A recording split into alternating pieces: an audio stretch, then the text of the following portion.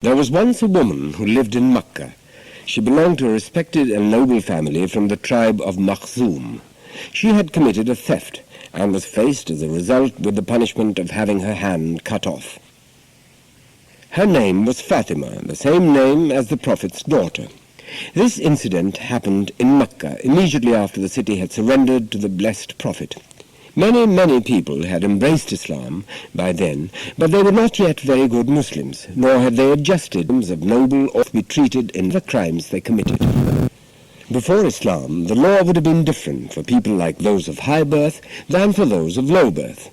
They were very unhappy that a lady of high rank belonging to them should be punished at all. How can it be so? Cannot there be some way to save her?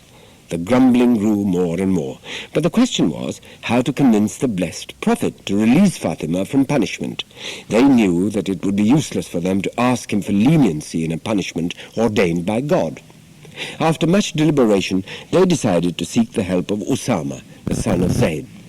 Zayd, as you will remember, was the blessed Prophet's servant, his adopted son, and one of the first four to believe in his message.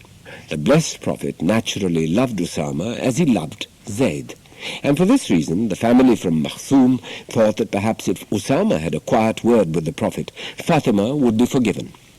Usama at the time was still a young lad. A young lad is usually high-spirited and eager to prove himself and play an important role in the eyes of his elders. He feels very elated when anyone, let alone a noble family of the Makhzum, comes to him for help. Usama, they said, surely you can understand our plight. Look at Fatima. What an innocent girl she is. Should she be punished like a common thief? How could she have guessed that such a small mistake would cost her so dearly? These new regulations which treat all people alike, high or low, are all new to us. We cannot follow them all so soon. How can we suddenly change our habits of a lifetime in a few weeks? This is indeed most insulting to a noble family such as ours. After listening to all this, Usama felt inclined to agree with them. It was very harsh indeed to punish her like anyone else. They were of high birth. He promised he would try his best to convince the blessed Prophet to let Fatima off leniently. Count on me, he said. I shall speak to the Prophet and do my best to save you and your daughter from disgrace. Usama waited until he found the blessed Prophet alone, and then began his plea. Have you heard, O Messenger of God, about that poor lady who carries the same name as your daughter, Fatima? She is accused of theft and faces punishment. This is indeed a terrible thing for any young woman, let alone a woman of high birth of the tribe of Makhzum. Surely there can be an exception in her case.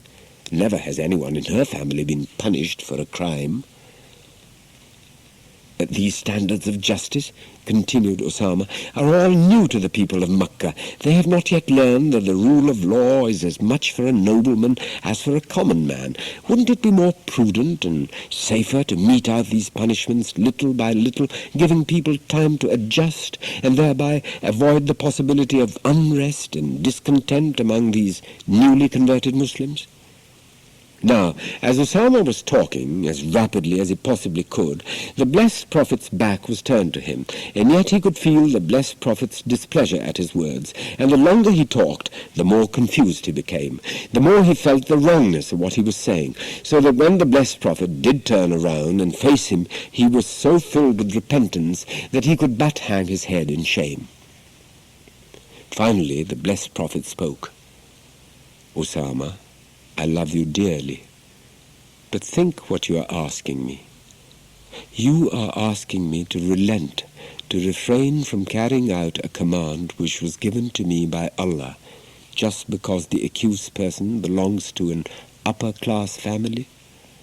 يا أيها الذين آمنوا كونوا قوامين بالقسط شهداء لله ولو على أنفسكم أو الوالدين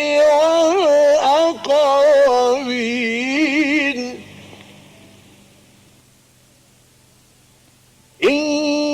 يكن غنيا أو فقيرا. O believers, as witnesses to God, be firm in justice, even against yourselves, even against your parents or your relatives, and whether it be against rich or poor. By now, Usama was at the blessed Prophet's feet, begging him to seek forgiveness from God for his mistake. That night, after the evening prayers, the blessed Prophet stood up to address the congregation. Allahu Akbar, he began. Many nations before you declined, weakened, and were ultimately destroyed only because of this fatal error.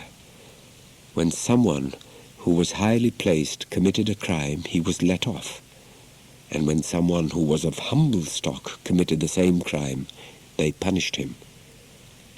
I swear by the one in whose hands my life rests, that even if Fatima, my daughter, had committed a theft, I would command that her hand be cut off.